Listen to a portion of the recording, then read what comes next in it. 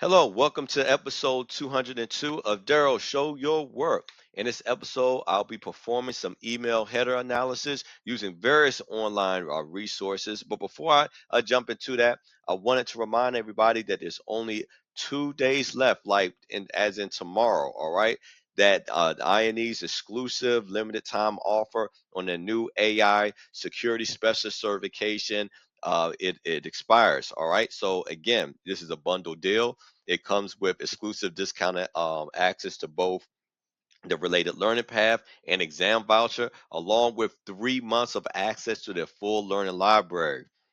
So that's red team, pen testing, junior level, senior level, mobile, web, blue team, incident response, system administration, digital forensics, and several other areas. All right. So if you want to take advantage of this, while it lasts, again, we're talking that last day is tomorrow. It is if you go to get.ine.com/Daryl. Scroll down a little bit, you'll see that bundle, and you will not be disappointed with the hands-on skills that you walk away from that are high in demand by cybersecurity employers today. All right, so um, going into today's episode. All right, first thing I need to do, let's load in this the actual CD drive that I'm going to be pulling the some of the lab files, the primary lab file that I'm going to be working with today.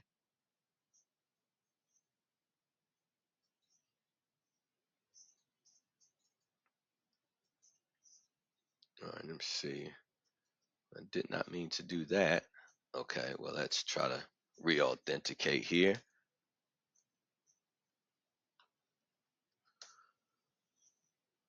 There we go. All right, so going in here, and I'm going to just pull this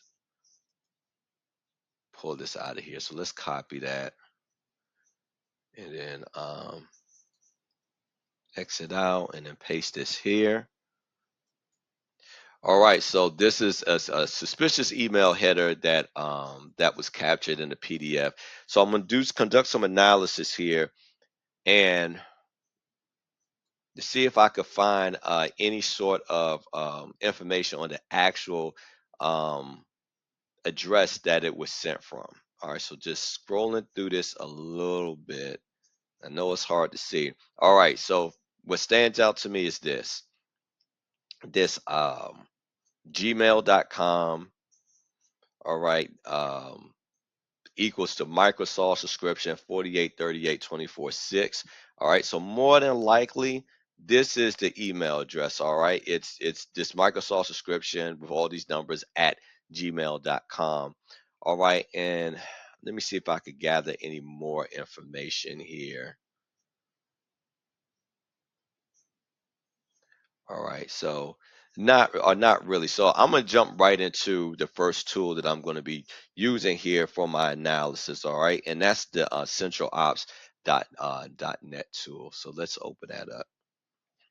And what I'm going to be doing, I'm going to be using something on the site known as an email dossier that's going to give me a bit more information about any sort of email address that I want to find out information about. So let's say Central Ops .net. All right, so if I go over here to the left to email dossier, all right, so since this email address is an email address that was just created just for this particular episode, I'm not going to be using that Microsoft address, not in this particular instance. 'Cause I want to just be able to show how this works. So I'm just going to, in this particular instance, I'm just going to use a sample email address just to be able to show how this particular tool works. But moving forward, I am going to be working um, with the Gmail address that I found inside the email header because it's not going to return any information here if I try to use that address. But I'm just going to use an address that I know it'll return some information for. All right. So the email dossier, it looked like it's returning with a validation, with the validation results, which gives a 3 confidence score for the SMTP protocol. All right. So SMTP, as you may know, is a simple mail transfer protocol. All right. So the results in the MX record indicate that a DNS lookup for the email exchange records produce the results, which includes the domain names, excuse me, and the IP addresses. All right, so we can see both domain names here as far as scalable dash was scalable.com. All right, and then we can see some IP addresses. This 52.101.192.12 and 75.126.251.247. So this is an example of just some information we would get back from the centralops.net email dossier. Again, in this scenario, since I'm not really using a real address, it wouldn't have returned back any of this information to me. So I use an address that I know, again, would return some information. All right. All right. So to gather some more information, I'm going to navigate to the OSNI,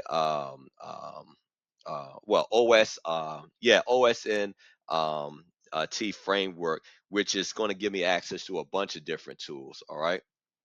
So let's go to OSN T framework.com. Okay, I didn't like something I put there. See, what didn't you like about the address?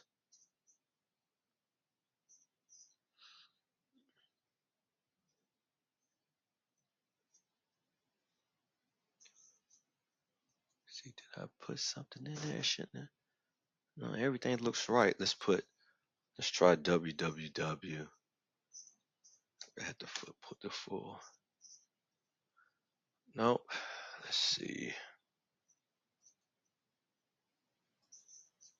Let's try HTTP. Nope. Let's see. Make sure I spelled that right.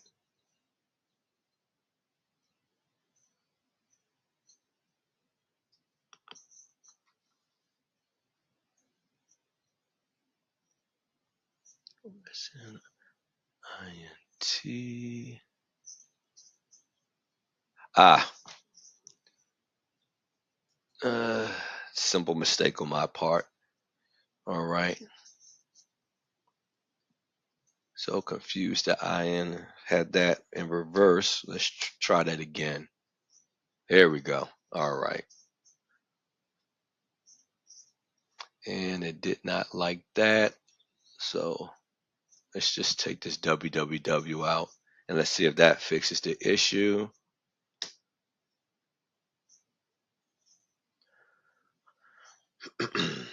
And it does. Okay. All right. So to get to the first tool that I'm going to use here, let me zoom in here on this tree. All right. I'm going to go to email address to expand this. All right. Then I'm going to go to email search. All right. And from here, I'm going to go to That'sThem.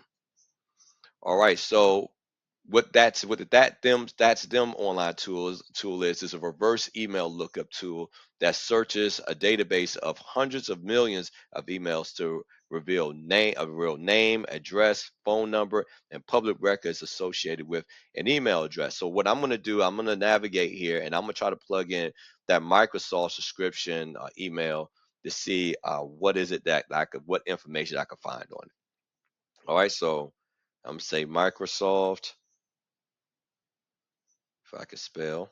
All right, Microsoft subscription, and that was 4838. See 246.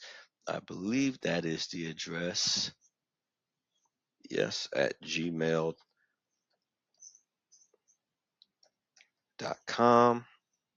And let me just copy this. I'm gonna be using this several times throughout this video. There we go. Let's copy that and let's search for it. All right, and we can see there were 0 results found for that. All right, but again, this is a reverse email lookup that you would use in real life if you found a suspicious email address in your email header and want to know exactly who it was from and gather some more information on it. All right, so another tool that I could use is the Have I Been Pwned tool, which will let me know if an email address has been found in association with any sort of data breach. All right. So going back here, let's close this out. And back in this menu, I'm going to go, instead of email search, I'm going to expand the breach data tree menu. Unless we could just get rid of that.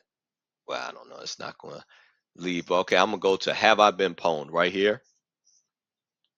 All right. So again, have I been pwned? A database of breach credentials, excuse me, an email addresses from known data breaches. All right, so let's navigate there. All right, so let me paste the suspicious email address in here. Let's see, has it been found? All right, has anything been found? All right, so the good news is no pwn is found. And of course, like I said, it's not going to really find anything because this is an email address created for this particular episode. But again, just wanted to show how it works. And so if it was associated with a breach, it would come back with a lot of with some details about that. So I had to be very careful about what email, actually including real emails in here because you never know who's watching, and I don't want to give anybody any ideas. That's why I always give the type of um, the type of um, um, a disclaimer that I give when I'm doing any type of red teaming, because different people watch this for different reasons and don't want to give any real brief email addresses here or any real information here regards to this. That's why if I return back with a lot of zero stuff, it's because I want to be cautious about giving any real information. All right, so the next tool that we could use here to conduct some research on an email address is the MX mail, excuse me, the MX Toolbox. All right, so from here I'm going to, excuse me, something wrong with my mouse. Let's do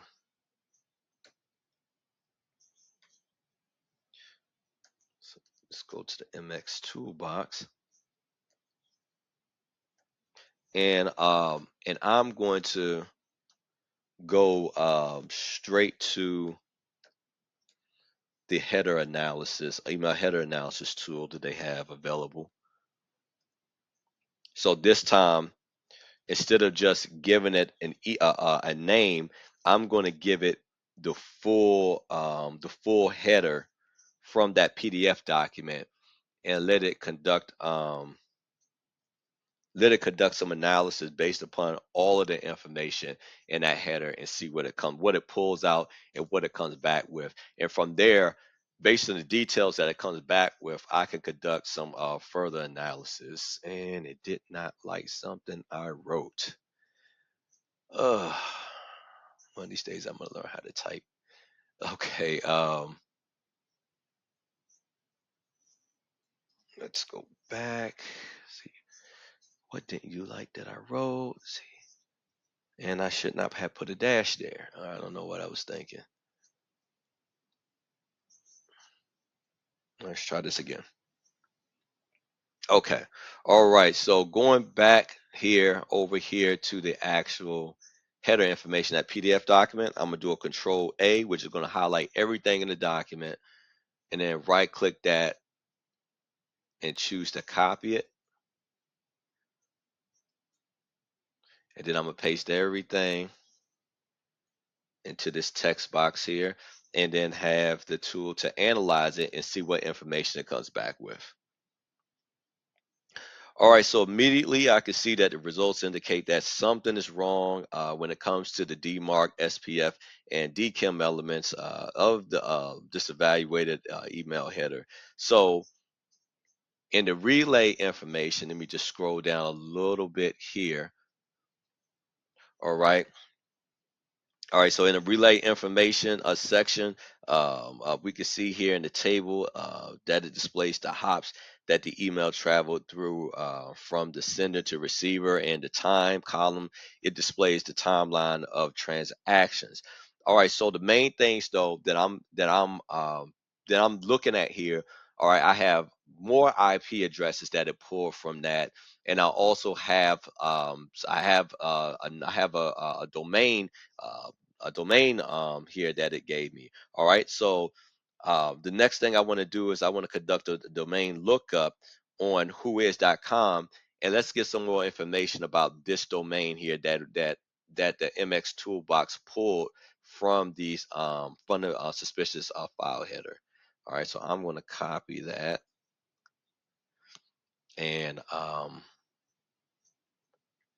let's go to whois.com and see what's going on.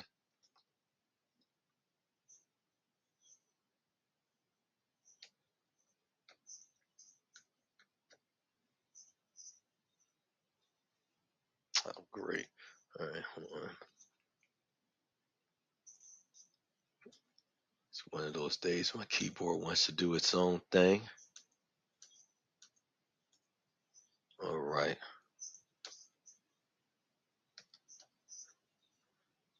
All right.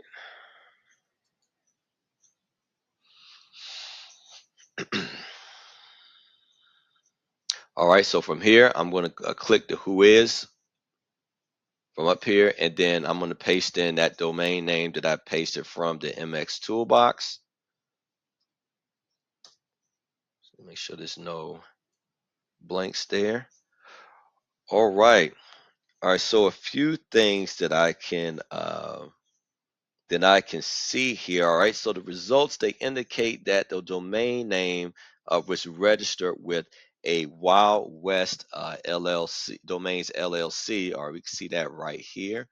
All right, and that it also was registered on March the 30th, 1998. All right, right here, and let me see some other things. Looks like the location was in, scroll down a bit, see what I can find. In Arizona, all right, that's the state it was registered in, and then it looks like that the domain appears to be a part of secureserver.net. All right, so I got a few more information there. Now I want to conduct some a number registration lookup. All right, using the IP, so one of the IP addresses that I found from the MX Toolbox. So let's go back there and let's look up this first IP address. All right, that appears at in the first. Row. Give me a moment here.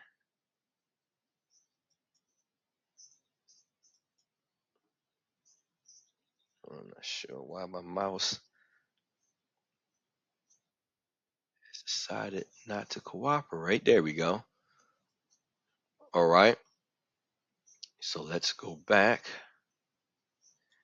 And from here, I'm going to navigate to a site called Aaron.net, which Aaron is short for the American Registry of Internet Numbers. All right. So that is ARIN, and that's going to be .net. And this is going to allow me to do a number registration lookup.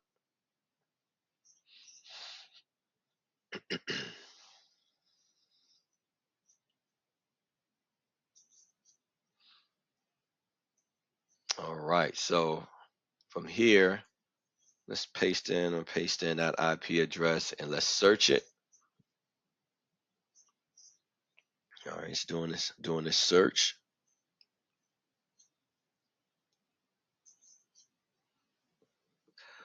All right, so the first thing I notice here is that the results, they indicate that of course we can see that this is an IPv4 address, but it's part of a part of the 217.138, 207.0, and 217.138, 207 dot 225 network range. All right, and that most importantly though, it's registered to a M247-LTD Paris. All right, so that indicates that um, whoever sent the email to us, they may be operating out of France. All right, and the way we can kind of narrow in on this a little bit is to do a lookup, try to do a lookup on the IP addresses or location. That's going to be using an online tool known as IP2location.com. All right, so that is literally IP, the number two, and then location.com.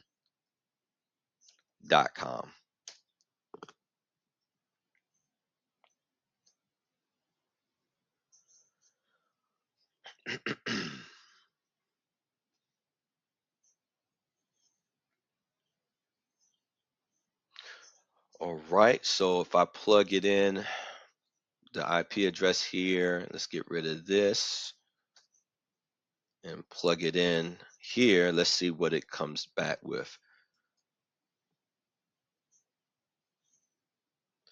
All right, and it does confirm that that this is coming from Paris, France. All right, so based on the research that I performed up to this point, the sender of this the suspicious email message may have been operating out of Paris, France, and by using an email server system hosted by this secure server.net and providing a sender email address under a Gmail account. All right. So this brings me to the end of my video. While I didn't necessarily find anything that was inherently malicious, I did show several things here. So first, I performed a email address verification check by using the centralops.net email dossier tool, and then I used the That'sThem tool by using the OSINT framework, and then I used have I been pwned service by again using that OSINT framework to basically see if the email address has been used in any known data breaches. From there, I conducted an email header analysis using the MX lookup tool, which from there I was able to pull out some IP addresses and a domain name. So I took that domain name and conducted a lookup with the Whois tool and found some interesting information there. All right, and then I performed a number registration lookup using the IP address that I found with the MX Toolbox, and I was able to deduce that this may have came out of Paris, and I've um, further wanted to know where it says Paris that this was indeed Paris, France. So I used the IP2 location lookup tool with that same IP address, and it's brought me here, confirmed that indeed that this email did come from Paris, France. So it's just an example of how, if this was in real life, if this was a malicious IP address, several things we can do to kind of break down different details about the sender, as far as like the who, what, when, and where, to be able to gather details to determine if indeed this is some sort of malicious actor, and gather some details about who it is that sent us an email. But please like, share, and subscribe. Most importantly, show your work. And again, the INE exclusive discounted offer on their AI security specialist certification and 3 months of premium access to the full learning library expires tomorrow. So please take full advantage of it. And until next time, take care of yourself and God bless.